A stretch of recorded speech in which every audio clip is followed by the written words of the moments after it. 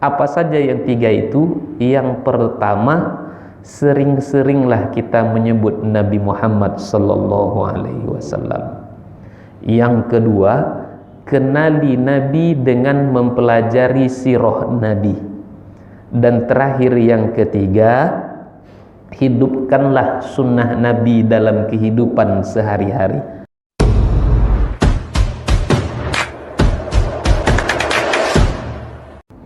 A'udzubillahi minasyaitonirrajim. Bismillahirrahmanirrahim.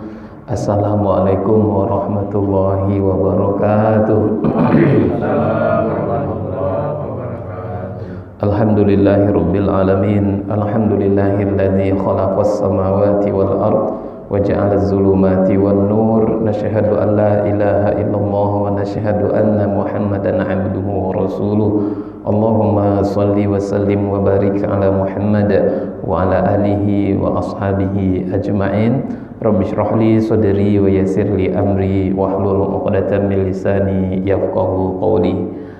Abang-abang, bapak-bapak, datuk-datuk kami yang kami muliakan, kami doakan semoga kita semua senantiasa dalam keadaan sehat walafiat. Allah beri kita rezeki yang penuh berkah melimpah ruah, dan kemudian semoga Allah kokohkan iman istiqomah kita sampai nanti kita semua kembali menghadap Allah Azza wa Jalla. Amin ya rabbal alamin. Bersyukur kita kepada Allah Ta'ala atas segala limpahan rahmat yang Allah titipkan kepada kita semua, dengan banyak-banyak mengucapkan Alhamdulillahi Rabbil Alamin. Di tengah kesibukan, di tengah padatnya kegiatan kita, Alhamdulillah kita masih bisa dan mau meluangkan waktu kita untuk hadir dalam majlis ilmu nan mulia ini. Rasulullah sallallahu alaihi wasallam bersabda, "Man salaka tariqan yaltamisu fihi ilman, sahalallahu lahu bihi tariqan ilal jannah." Siapa yang kakinya mudah untuk melangkah hadir dalam majlis ilmu, maka akan Allah mudahkan baginya jalan menuju surga. Salawat dan salam kita doakan semoga senantiasa tercurah untuk kekasih kita baginda nan mulia Nabi Muhammad sallallahu alaihi wasallam. Mudah-mudahan seiring dengan banyaknya kita bersolawat kepada Rasulullah, kelak di yaumil kiamah Rasulullah berkenan memberikan syafaatnya kepada kita semua. Bapak-bapak kami yang kami muliakan, kita awali pertemuan kita pada kesempatan nan mulia ini dengan sama-sama membaca surat Al-Fatihah. Boleh? Baik. A'udzu billahi minasy syaithanir rajim. Bismillahirrahmanirrahim. Alhamdulillahi rabbil alamin. Ar-Rahmanir-Rahim. Maliki yaumiddin. Iyyaka na'budu wa iyyaka nasta'in. Ihdinas siratal mustaqim. Siratal ladzina an'amta 'alaihim ghairil maghdubi 'alaihim waladdallin. Amin. Bapak Ibu yang kami muliakan, ada satu hadis Nabi yang mengatakan, "Idza ra'aitumur rajula ya'tadul masajida fashhadu lahu bil iman." Apabila kamu melihat ada orang yang dia rajin pergi ke masjid, maka saksikanlah olehmu, maka akuilah olehmu, orang yang rajin pergi ke masjid itu dia adalah hamba-hamba Allah yang beriman. Kami ulangi, kata Nabi, apabila kamu melihat ada orang yang dia rajin pergi ke masjid, maka saksikanlah, akuilah olehmu bahwa yang rajin pergi ke masjid itu dia adalah orang-orang yang beriman. Karena juga Allah Ta'ala berfirman, "Innama ya'muru masajidallah man amana billahi wal yawmil akhir." yang bisa memakmurkan masjid, menghidupkan masjid adalah orang-orang yang beriman kepada Allah dan percaya kepada hari akhir. Lalu kemudian yang menjadi pertanyaan Bapak Ibu yang kami muliakan, apakah iman itu cukup hanya dengan kita rajin pergi ke masjid saja? Cukup? Tentu tidak cukup. Maka kalau kita baca satu hadis lagi, Rasulullah SAW bersabda, la yu'minu ahadukum hatta akuna ahabba ilaihi min walidihi wa walidihi wan nasi ajma'in. Kamu belum beriman lagi, kata Nabi, sebelum kamu dapat mencintai aku melebihi cintamu kepada ayah ibumu, anak-anak keluargamu, wan nasi ajma'in, dan sekalian manusia. Maka di sini kita mencoba sejenak Bapak Ibu, kita ukur diri kita ini, sudahkah kita bisa mencintai Nabi melebihi cinta kita kepada anak istri, keluarga, dan bahkan orang tua kita sekalipun? Maka tentunya jawabannya ada pada diri kita. Saya sudah sempurna beriman atau belum? Suatu ketika Umar bin Khattab dia berkata, wahai Rasul, aku sangat mencintaimu melebihi cintaku kepada kedua orang tuaku dan kepada anak-anakku, tapi tidak melebihi cintaku kepada diriku, wahai Rasul, kata Umar bin Khattab. Belum lagi melebihi cintaku kepada diriku. Maka kemudian Nabi mengatakan, oh, kalau begitu engkau belum beriman lagi, wahai Umar bin Khattab. Umar bin Khattab yang jin aja, kalau berpapasan dengan jin, berpapasan dengan Umar, maka dia lebih memilih untuk menghindar karena takutnya dia dengan jin, karena takutnya dia dengan Umar bin Khattab. Tak mau dia melewati dan berpapasan dengan Umar bin Khattab, itulah jin. Tapi kadang-kadang kita ini Bapak Ibu dimuliakan Allah sejalur dengan jin. Nah, itulah kita kadang-kadang. Nah, Bapak Ibu yang kami muliakan, lalu pada hari ini Bapak Ibu, kami ingin mengajak kita bagaimana kita baru bisa mencintai Nabi Muhammad SAW. Maka pepatah telah mengatakan, tak tahu maka tak kenal, tak kenal maka tak sayang, tak sayang maka tak cinta. Ada 3 hal yang bisa kita lakukan agar cinta kita kepada Nabi itu bisa tumbuh bersemi, sebagaimana sahabat dulu sangat mencintai Nabi Muhammad SAW melebihi cinta mereka bahkan kepada diri mereka sendiri. Contohnya siapa? Thalhah bin Ubaidillah. Thalhah bin Ubaidillah Bapak Ibu, di waktu perang Uhud, awalnya umat Islam itu kan memperoleh kemenangan. Tapi sebelum perang Nabi kan sudah peringatkan kepada para sahabat, apapun kondisi yang terjadi, Nabi memberikan tekanan pesan kepada sahabat yang khususnya berada di atas Jabal Ruman, berada di atas bukit. Kalian nih, apapun yang terjadi jangan pernah tinggalkan posko, kata Nabi. Tetap kalian di atas bukit nih, kata Nabi Muhammad SAW. Maka ketika perang berlangsung, umat Islam perang belum selesai, tapi di tengah peperangan orang-orang kafir sudah mulai kalah, mereka sudah lari tunggang langgang. Maka melihat orang kafir tunggang langgang, kemudian ghanimah berserakan, para tentara yang sedang menjaga bukit itu, mereka pun kemudian meninggalkan bukit.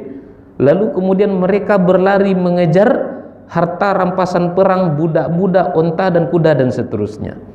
Pada akhirnya mereka melupakan satu pasukan besar yang dipimpin oleh Khalid bin Walid. Khalid bin Walid ketika itu masih dalam keadaan musyrik, belum masuk ke dalam agama Islam. Akhirnya diputarnya bukit itu oleh Khalid bin Walid, lalu kemudian diserang umat Islam dari belakang. Bahkan ketika itu umat Islam mengalami kekalahan. Paman Nabi terbunuh, Hamzah. Bahkan Nabi Muhammad SAW giginya patah, badannya bermandikan dengan luka.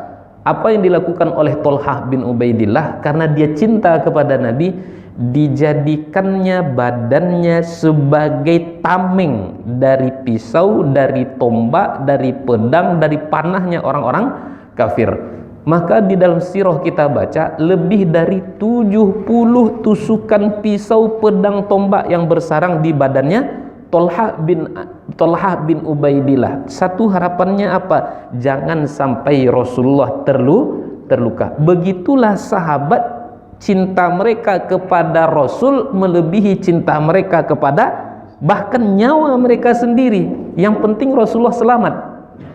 Nah, Bapak Ibu dimuliakan Allah. Nah, itu terjadi kok bisa sahabat sampai bisa mencintai Rasulullah memang melebihi dan di atas segala-galanya. Kok bisa itu terjadi? Dan apa yang bisa kita lakukan supaya kita bisa mencintai Nabi Muhammad SAW? Maka di dalam waktu yang pendek ini Bapak Ibu, setidaknya ada 3 yang bisa kita lakukan agar kita bisa mencintai Nabi Muhammad SAW. Apa saja yang 3 itu? Yang pertama, sering-seringlah kita menyebut Nabi Muhammad SAW.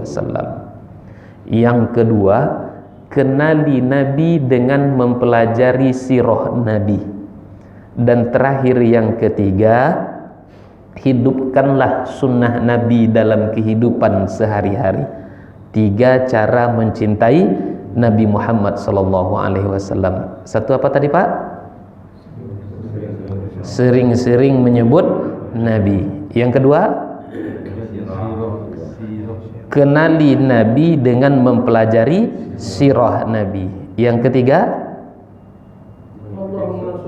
Allahumma sholli ala Sayyidina Muhammad. Yang ketiga, hidupkan sunnah Nabi dalam kehidupan sehari-hari. Supaya mudah Bapak Ibu, rumusnya 3S. 3S. 1 sebut, 2 sirah, 3 sunnah. 3S. 1 apa tadi Bu? Sebut. 2 sirah. 3 sebut apa? Sering-sering menyebut Nabi. Sirah apa? Kenali Nabi dengan mempelajari sirah Nabi. Kemudian sunnah apa? Hidupkan sunnah Nabi dalam kehidupan sehari-hari. Yang pertama, sering-sering kita menyebut Nabi Muhammad SAW. Pepatah mengatakan, orang kalau cinta dia pasti akan sering mengingat dan menyebut siapa yang dia cinta. Itu pepatah mengatakan. Maka Bapak Ibu, kalau kita di Indonesia lalu muncullah syair-syair cinta. Mau makan teringat padamu, mau minum teringat padamu, semuanya kamu, makan kamu, tidur kamu, bangun tidur pun kamu. Kenapa? Orang kalau sudah dimabuk cinta memang seperti itu. Bahkan ada juga yang agak ekstrim nyanyinya sedikit, saya tengok. Separuh nafasmu, setiap detak jantungku kesebut namamu selalu. Begitulah kalau cinta, dia akan banyak menyebut. Maka bagaimana cara kita menyebut Nabi Muhammad? Muhammad aja kita sebut? Tidak. Menyebut Nabi dengan cara bersolawat kepada Nabi Muhammad SAW. Salawat kita sedikit Pak. Salatullah salamullah ala toha rasulillah. Salatullah salamullah ala yasin habibillah. Tawassalna bismillah wa bil hadi rasulillah wa kulli mujahidin lillah bi ahlil badri ya Allah. Kata Nabi, siapa yang bersolawat kepadaku 1 solawat saja, maka Allah akan bersolawat kepadanya sebanyak 10 kali solawat. Allah gugurkan 10 dosa dan kesalahannya, dan akan Allah naikkan derajatnya 10 tingkatan, kata Nabi. Allah bersolawat kepada kita, kemudian dosa kita 10 diampunkan, lalu kemudian derajat kita dinaikkan menjadi 10 tingkatan. Kan luar biasa Pak. Dosa kita diampunkan. Mungkin tadi pas kita mau ke sini kita berdosa. Kok kita berdosa? karena kita buru-buru, barangkali ada yang mau menyerempet kita, lalu kemudian keluar kata-kata yang tak baik, wai baru wa angkabau wa ang, dan seterusnya. Sempat terucap kata-kata yang tidak baik, lalu kemudian itu kan dosa, maka kemudian kita ganti dengan berselawat, dosa-dosa kita diampunkan oleh Allah Subhanahu wa ta'ala. Nah, Bapak Ibu dimuliakan Allah. Yang kedua apa? Cara kita mencintai Nabi Muhammad sallallahu alaihi wasallam, berusahalah kita untuk mengenali Nabi dengan mempelajari sirah Nabi. Pelajari sirah Nabi. Tapi mungkin Bapak Ibu usahakan, saya kalau boleh saran Pak, beli nanti satu buku judulnya Ar-Rahiqul Makhtum, sirah Nabi yang ditulis oleh Syekh Sofiur Rahman Al-Mubarakfuri. Beli nanti buku itu Pak. Itu buku yang menceritakan tentang kehidupan bahkan kepribadian Nabi Muhammad sallallahu alaihi wasallam. Di mana belinya Pak? Di toko buku Pak.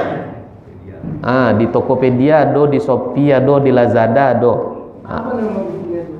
Ar-Rahiqul Makhtum. Mencatat buku. Nanti tolong bantu catatkan Bang ya. Nanti dicatatkan sama abang nih Pak ya. Nah, Bapak Ibu dimuliakan Allah. Ustaz, aku ini kalau baru baca buku itu Pak Ustaz, baru 3 baris aku baca dah mulai aku mengantuk Pak Ustaz. Tak tahan aku. Maka kalau Bapak tak tahan mengantuk, rajin-rajin ikut. Apalagi ini bulan Maulid nih Pak. Di mana ada acara Maulid Nabi, duduk di situ. Kenapa? Orang di situ berbicara tentang Nabi Muhammad sallallahu alaihi wasallam. Saya tengah dengar di internet, di YouTube, di Facebook katanya Maulid Nabi itu bid'ah Pak Ustaz. Ini pula saya tengok sekarang banyak beredar video-video kajian-kajian yang mengatakan acara Maulid Nabi itu bid'ah. Karena tak pernah Nabi buat acara Maulid Nabi. Lalu kemudian dimunculkan hadis Nabi Muhammad. Hadis itu sahih. Kullu muhdatsatin bid'ah wa kullu bid'atin dhalalah wa kullu dhalalatin finnar. Setiap segala sesuatu yang baru disebut dengan bid'ah, setiap yang bid'ah itu sesat, setiap yang sesat itu tempatnya di dalam neraka. Jadi rumusnya, kalau tak dibuat oleh Nabi itu haram. Kalau tak dibuat oleh Nabi itu haram. Boleh Bapak cari nanti, ada tak kaedah usul fikih yang mengatakan kalau tak dibuat oleh Nabi lalu kemudian dilakukan oleh selain Nabi, terus kita telan bulat-bulat, itu adalah sesuatu yang haram? Kita tengok dulu Bapak Ibu dimuliakan Allah. Ada tak sahabat melakukan apa yang tak dibuat oleh Nabi? Kan kawan kita mengatakan tadi, kalau tak dibuat oleh Nabi jangan dibuat, itu haram. Saya kasih beberapa contoh. Jadi suatu ketika Nabi masih hidup malahan. Nabi diundang untuk menghadiri sebuah jamuan. Ketika Nabi diundang, lalu disuguhkan satu lauk namanya bipang. Tahu Bapak Ibu bipang? Babi panggang. Dalam hal ini Bapak saya yakin tahu babi panggang itu karena viral dulu itu kan.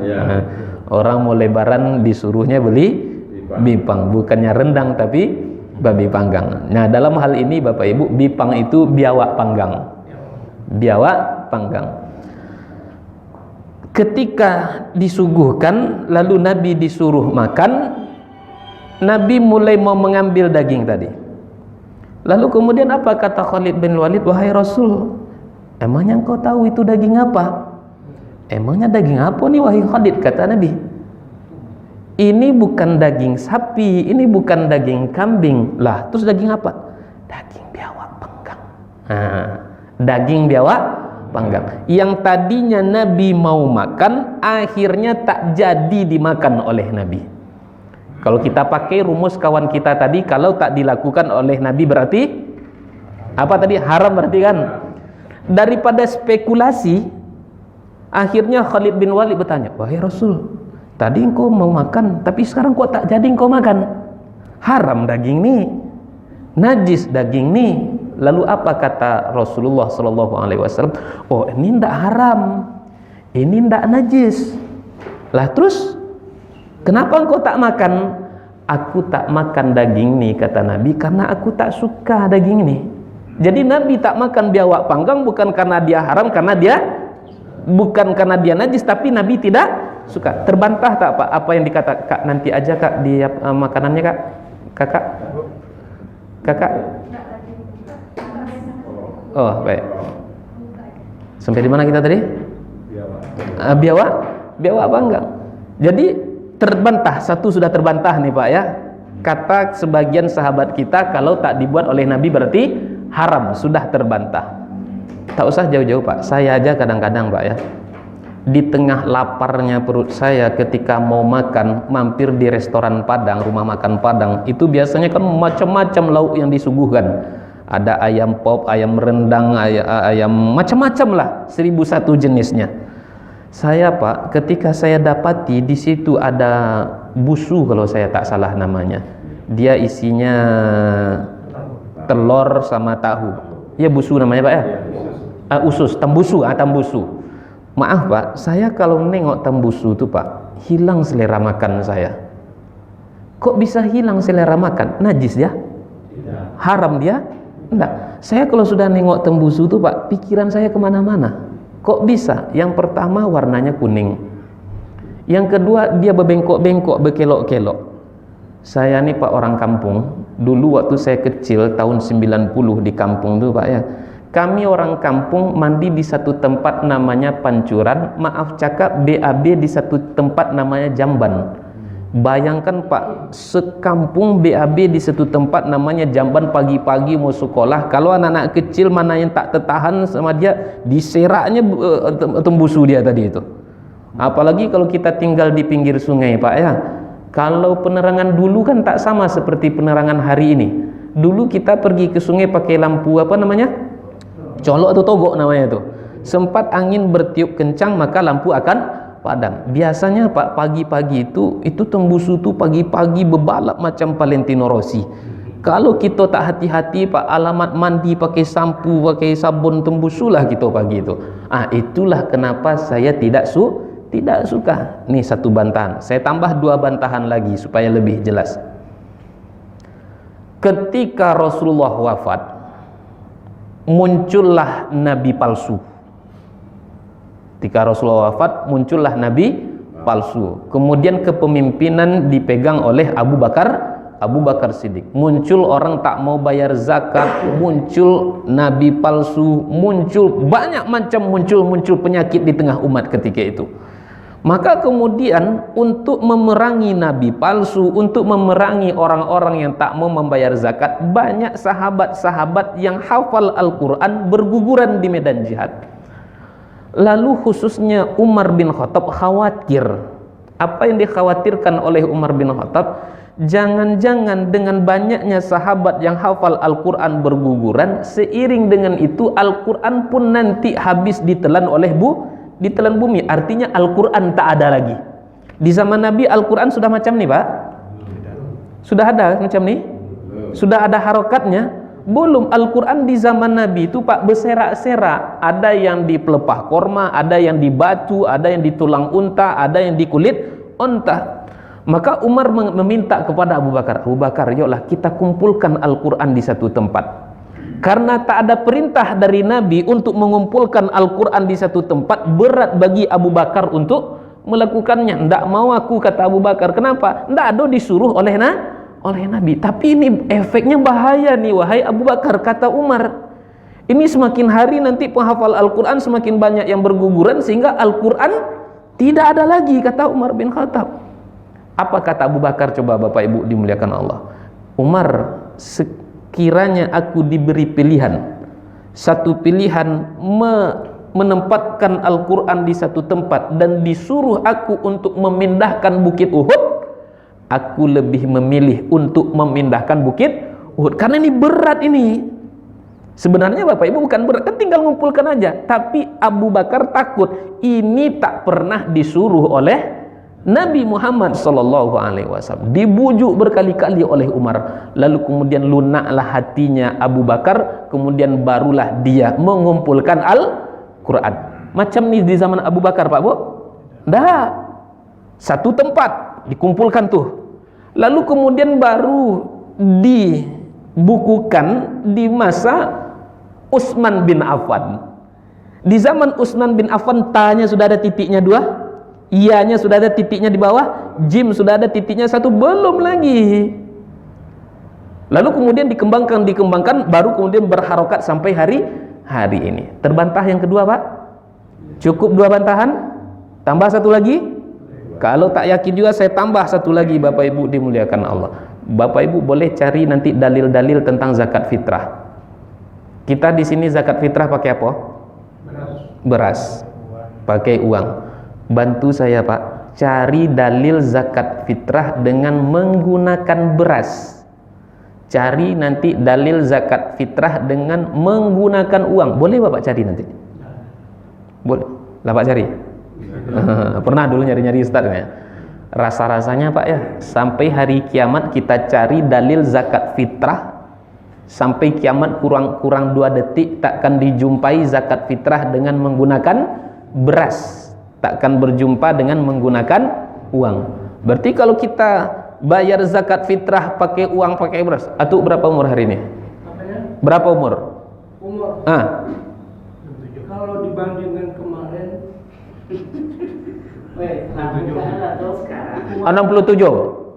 ini betul ini. 17 tahun nampaknya. 67 tu ada tulisannya situ tuh. 67 umur Atuk sekarang. Pakai Atuk, saya pakai tulang nih Pak. Pakai Atuk lah ya. 67 umur Atuk sekarang kan. Bayar zakat fitrah pakai apa? Pakai beras. Inilah ahli bid'ah sejati di antara kita nih. 67 tahun umurnya selalu bayar pakai beras. Sependek yang saya jumpa Bapak Ibu dimuliakan. Tapi bolehlah nanti dicari. Iyo ndak kata Ustaz Doni. 63. Oh, bentuknya masih 17 tahun tuh. Bapak Ibu, dalil zakat fitrah itu yang saya jumpa apa? So'an min tamrin aw so'an min syairin. 1 sak dari gandum, 1 sak dari korma. Tak ada di situ disebutkan beras apalagi uang. Tapi kemudian ulama berijtihad. Ijtihad ulama itu apa? Mengkaji dalil-dalil yang ada di dalam Al-Quran, mengkaji dalil-dalil yang ada di dalam hadis. Kemudian mereka akan mengeluarkan beberapa pendapat. Lalu kemudian di situ dipahami oleh para ulama zakat fitrah itu maksudnya apa? Dengan apa? 1, zakat fitrah dengan mengeluarkan bahan makanan pokok. Jadi apa makanan pokok di satu daerah, itulah zakat fitrah yang dikeluarkannya. Berijtihad lagi Imam Abu Hanifah. Apa ijtihadnya Imam Abu Hanifah? Boleh mengeluarkan zakat fitrah biqimatihi, dengan yang senilai dengan 1 sak dari gandum, dengan yang senilai dengan 1 sak dari korma. Makanya di tempat kita jadilah dia rupiah. Kalau dibawa dia ke Malaysia jadilah dia ringgit. Dibawa dia ke Amerika jadilah dia jadi dolar. Itu ijtihad, dan masih banyak lagi Bapak Ibu dimuliakan Allah. Nah, kita tinggalkan bantahan-bantahan itu Bapak Ibu dimuliakan Allah. Ya toh? Ustaz, kalau dibawa ke Melayu duit namanya itu. Duit namanya. Iyalah 10-11 lah dia tuh. Nah, Bapak Ibu dimuliakan Allah. Kita mengenali Nabi dengan mempelajari sirah Nabi Muhammad sallallahu alaihi wasallam. Apa yang bisa kita kenali dari Nabi Muhammad sallallahu alaihi wasallam? Banyak hal. Satu di antaranya Bapak Ibu, Nabi itu sosok pekerja keras. Nabi itu sosok pekerja keras. Usia 12 tahun Bapak Ibu dimuliakan Allah, dia sudah bekerja. Kerjanya apa? Dia sebagai mengambil upah sebagai pengembala domba. Dia tahu pamannya hidup susah, miskin. Maka kemudian dia tak mau menyusahkan orang lain, maka kemudian dia bekerja sebagai pengembala domba. Usia 25 tahun kemudian dia sudah ikut berdagang ke Syam, membawa untung yang amat sangat banyak. Beliau pekerja keras.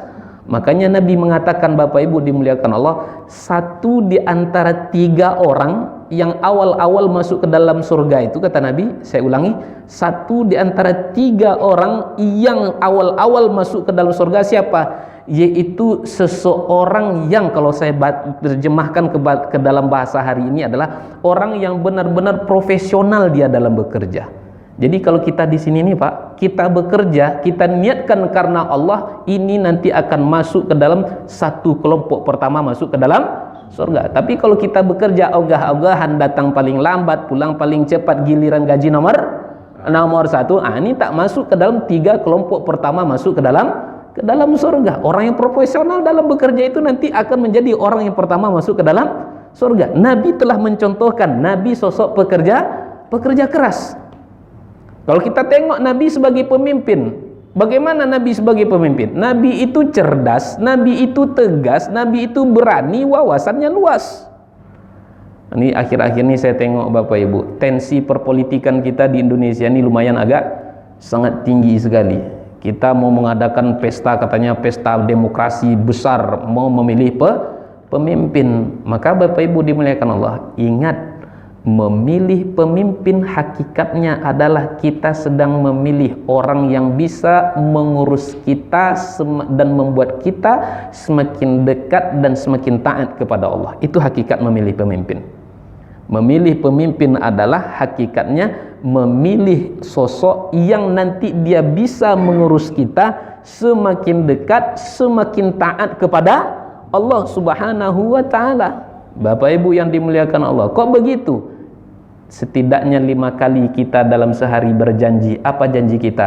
Inna solati wa nusuki wa mahyaya wa mamati lillah. Semuanya lillah. Sesungguhnya solatku, segala macam amal ibadahku, hidupku, bahkan sampai matiku tak lain dan tak bukan hanya karena Allah. Jadi kita nanti memilih pemimpin. Maaf Bapak Ibu, kita kalau motor kita rusak, ke sebarang bengkel kita pergi? Ke sebarang bengkel? Enggak kan? Pasti bengkel yang dikenal itu baik, itu orangnya profesional dan seterusnya. Masa kita dalam memilih pemimpin akan kita pilih sembarang orang? Banyak hari ini saya tengok umat Islam itu, khususnya kalau di dalam masjid itu, alergi berbicara tentang kepemimpinan. Inilah penyakit kita Bapak Ibu.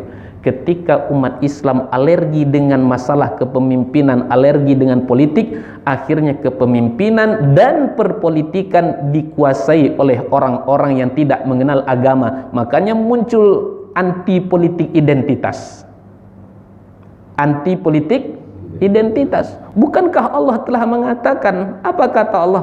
Wa man ahsanu qawlan mimman da'a ilallahi wa qala innani minal muslimin. Tak ada perkataan yang lebih baik melebihi perkataan orang yang menyeru kepada Allah, wa qala innani minal muslimin, aku ini orang Islam. Jadi sebenarnya Pak, yang saya tengok anti politik identitas itu mereka anti dengan Islam.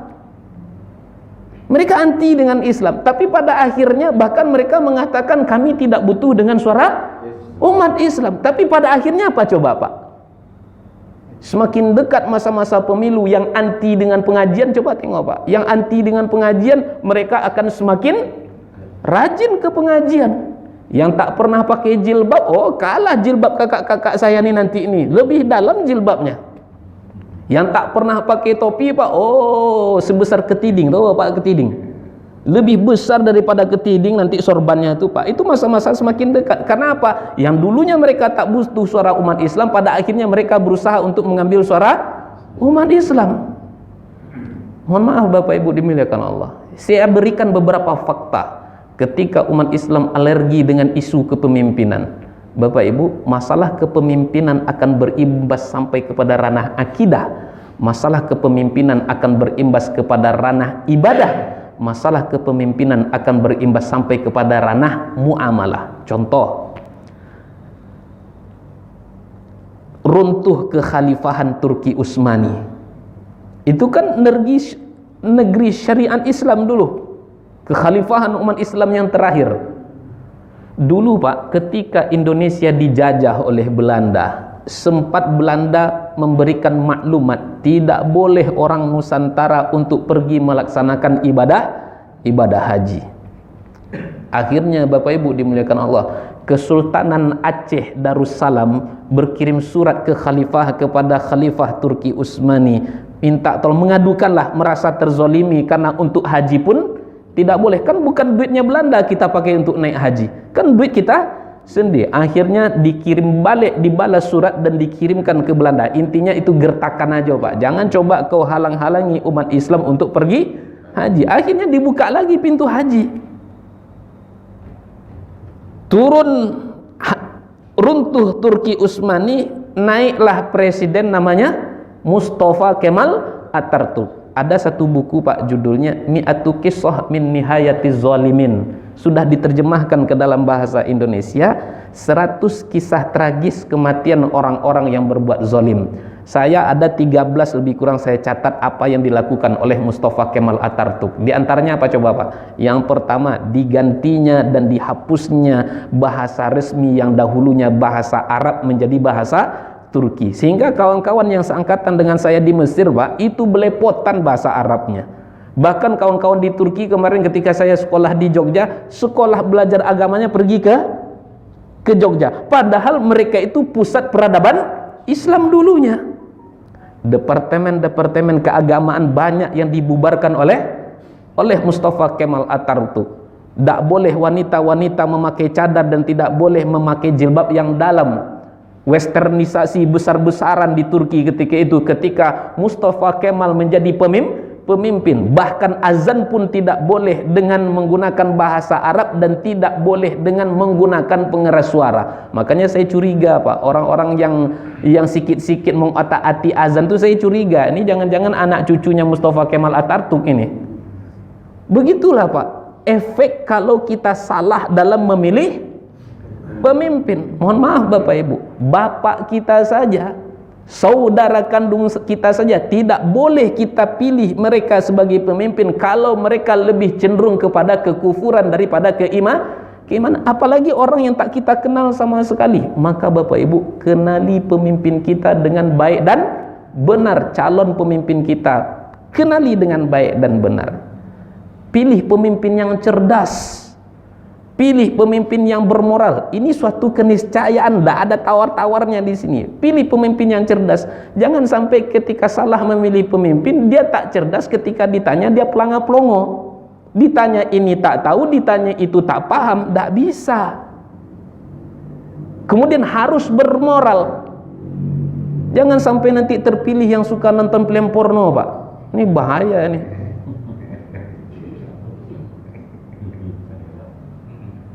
Kalau kita memilih pemimpin yang suka nonton film porno, apa yang akan ditonton oleh anak-anak kita nih nanti nih Pak? Saya dan beberapa Ustaz Somad aja lah khususnya. Kita tengok Pak, boleh nanti Bapak tengok. Media-media hari ini, di media sosial, berserak konten-konten porno Pak.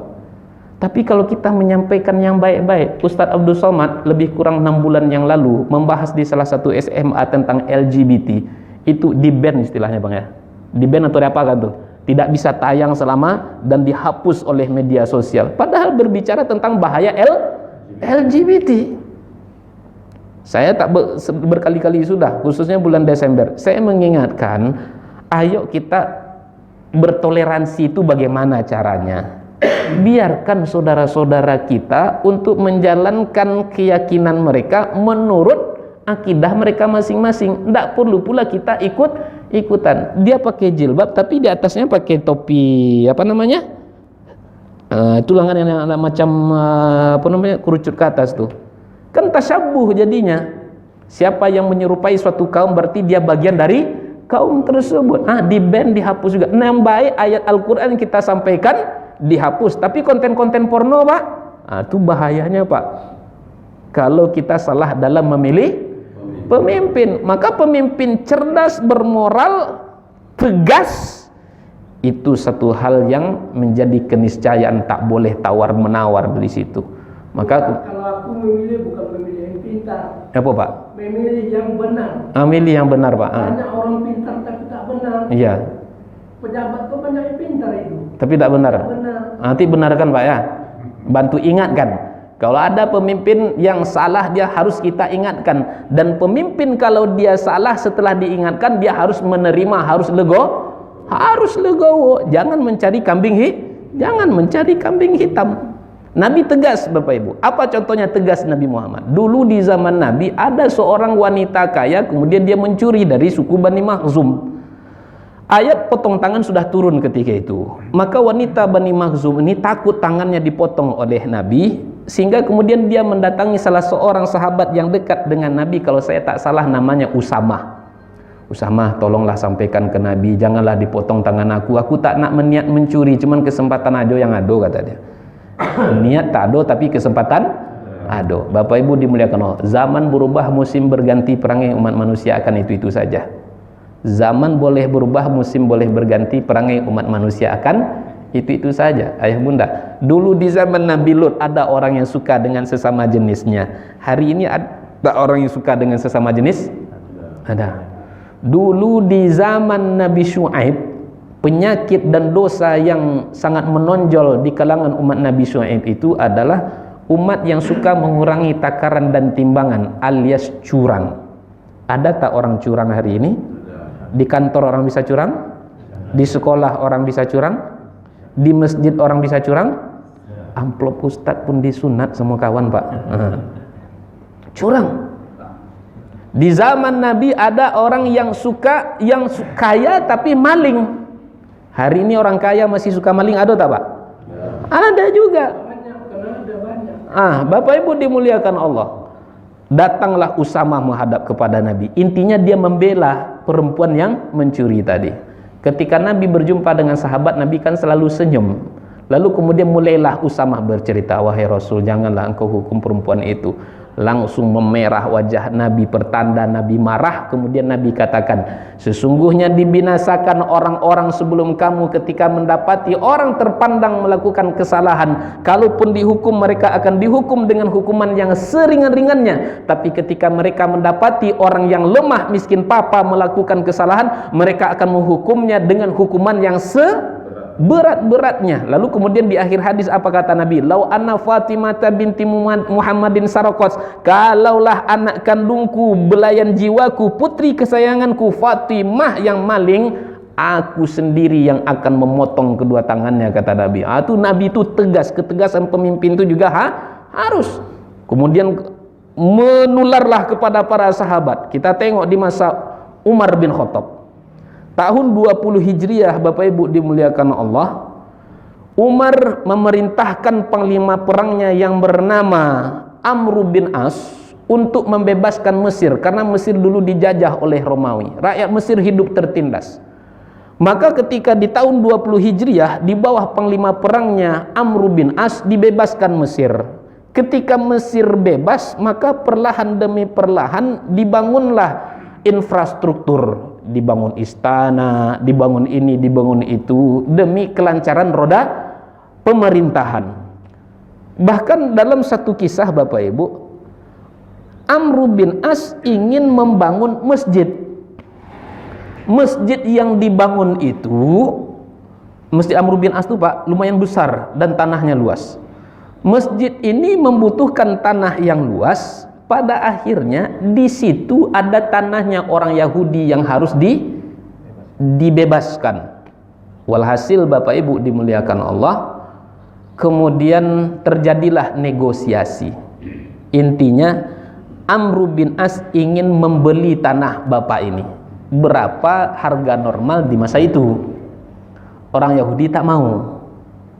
Dibeli 10 kali lipat bapak mau? Enggak mau juga. Berlipat-lipat, sekarang bapak aja lah yang kasih harga untuk kami. Orang Yahudi bilang, berapapun harga yang bapak beli kami tak akan jual. Kata orang Yahudi, Pak, tanah itu tidak luas, dan kemudian bangunannya itu pun sudah mulai mau roboh. Bapak Ibu dimuliakan Allah. Dan Amr bin As itu membangun bukan untuk kepentingan lambungnya, bukan untuk kepentingan anak cucu keluarganya, tapi murni demi kepentingan negara dan syiar agama. Itu bukan membangun pabrik ketika itu di situ, Pak. Bukan membangun pabrik Amr bin As di situ. Tapi apalah daya, Amr bin As merasa ini adalah demi kemaslahatan banyak. Walhasil dia buat surat, ini rumah ini harus digusur. Tapi tetap bukan diganti rugi Pak, diganti untung beliung. Akhirnya karena memang jual beli itu kan syaratnya Pak, syarat jual beli itu apa? Antarodin, harus sama suka, harus sama redo. Yang berapapun harganya, tapi orang Yahudi ini kan tak redo, kan tak bisa juga. Karena Amr bin As memanfaatkan kekuasaannya ketika itu, dan orang Yahudi tetap tak terima. Walhasil Bapak Ibu teringat dia, oh pemimpin umat Islam di Madinah bernama Umar bin Khattab kan adil, arif dan bijaksana. Walhasil Bapak Ibu, tentu tak tega dia, cukup dengan berlinang air mata dia melihat rumahnya digusur. Bapak Ibu dimuliakan Allah, sekalipun rumahnya digusur Bapak Ibu, tapi tentara Amr bin As tidak ada yang memiting orang Yahudi itu. Nah, itu Pak, tak ada di pitingnya. Nah, kemudian Bapak Ibu dimuliakan Allah, berangkatlah orang Yahudi ke Madinah. Tahun 2010 Pak, saya naik pesawat dari Mesir ke Jeddah, lebih kurang 2,5 jam. Dari mana itu? Mesir. Dari Mesir ke Jeddah. 2,5 jam. 2,5 jam naik pesawat. Kalau kita ke Jakarta kan 1,5 jam Pak. Itu sekarang. Kalau dulu Pak, dari Mesir ke Madinah itu lebih kurang 40 hari. Menempuh perjalanan 40 hari, bahkan di tengah jalan dia agak pesimis. Saya ini kan orang Yahudi, dan yang saya perjuangkan kan pun tak banyak, tanah yang sedikit. Kira-kira mau ndak Umar bin Khattab nanti menerima saya dan mendengarkan keluhan saya? Akhirnya dibuangnya was-wasnya, tetap dia berangkat. Sampai di Madinah Bapak Ibu, dia berjumpa dengan salah seorang yang sedang berbaring di bawah pohon korma. Dia tanya, kalau bahasa kitanya, Pak, di mana istananya Umar bin Khattab? Lalu orang yang ditanya menjawab, istananya berada di atas lumpur.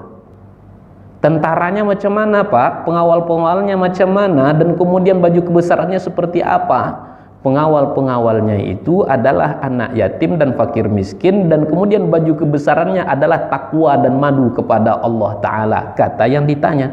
Lalu kemudian ditanya lagi, Pak, kira-kira sekarang Umar itu berada di mana? Lalu apa kata yang ditanya? Umar sekarang ada di hadapan Bapak, kata dia. Lain yang ditanya, lain yang dijawab. Tapi Umar menjawab dengan makna, dengan majazi Bapak Ibu dimuliakan Allah. Lalu dijamulah sedemikian rupa oleh Umar bin Khattab, dan kemudian ditanya keluhannya apa. Intinya dia cuma mengadukan atas ketidakadilan yang dia dapatkan dari siapa tadi Pak? Amr bin As. Singkatnya, diambil tulang oleh Umar bin Khattab, dan kemudian tulang itu digaris lurus. Pak, bawalah ini ke Mesir. Sampainya di Mesir, dibuka kiriman oleh Amr bin As, ternyata isinya apa? Tulang. Menggigil Amr bin As ketika itu. Panglima perang dapat tulang, menggigil, bahkan dia mau pingsan ketika itu. Tentu orang Yahudi semakin bingung. Tadi jauh-jauh dari Mesir ke Madinah cuma dapat tulang. Sekarang panglima perang dikasih tulang, mau pingsan, ketakutan. Walhasil ketika itu Bapak Ibu, Amr bin As langsung berkata kepada pengawalnya, cepat robohkan masjid yang sudah kita bangun. Kaget orang Yahudi. Ini dana yang dipakai sudah banyak ini, kok dirobohkan? Pak, tanah Bapak kami kembalikan, kata Amr bin As. Rumah Bapak akan kami bangun lagi. Hah? Semakin bingung orang Yahudi. Apa maknanya nih Pak? Ini ada jin di dalamnya nih Pak. Nah, mungkin kalau kita mungkin itulah pertanyaan sekarang. Lalu kemudian apa kata Amr bin As? Pak, dipegangnya pundaknya sama Amr bin As. Pak, ini peringatan keras dan tegas dari Umar bin Khattab kepada saya. Maknanya apa? Wahai Amr bin As, apapun pangkat dan jabatanmu, kelak engkau akan menjadi tulang belulang.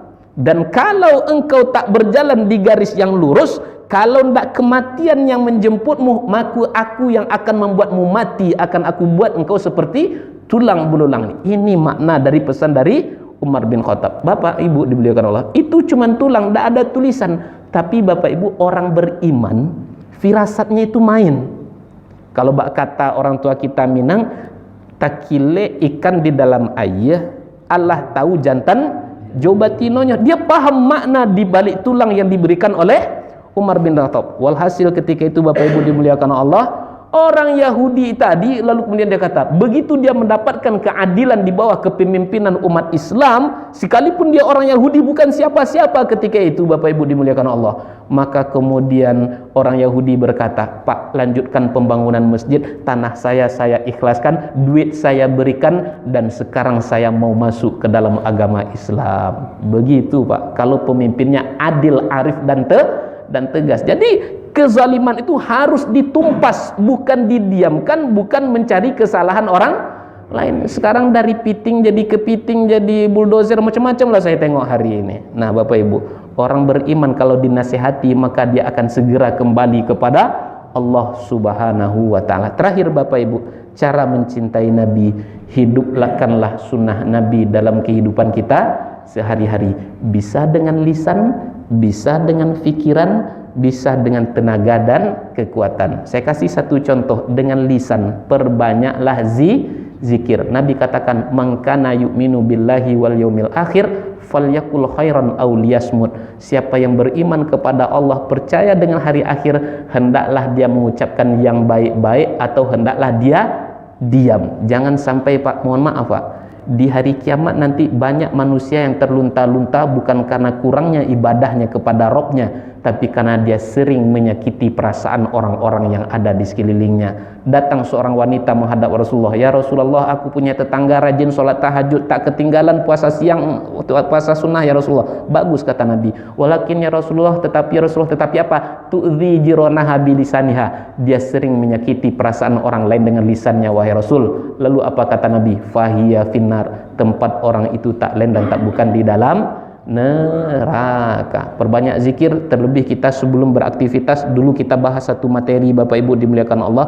Setiap apa yang kita lakukan, awalilah dengan menyebut Bismillahirrahmanirrahim. Karena Nabi katakan, setiap perbuatan yang tidak diawali dengan menyebut nama Allah, maka perbuatan itu sia-sia, hampa, maaf cakap, sampah nilainya di mata Allah. Maka kalau kita tidak mau aktivitas kita sampah nilainya di mata Allah, maka perbanyaklah zikir kepada Allah. Bapak Ibu, demikian dapat kami jelaskan. Mohon maaf atas segala kesalahan dan kekhilafan. Ada pertanyaan Bapak Ibu?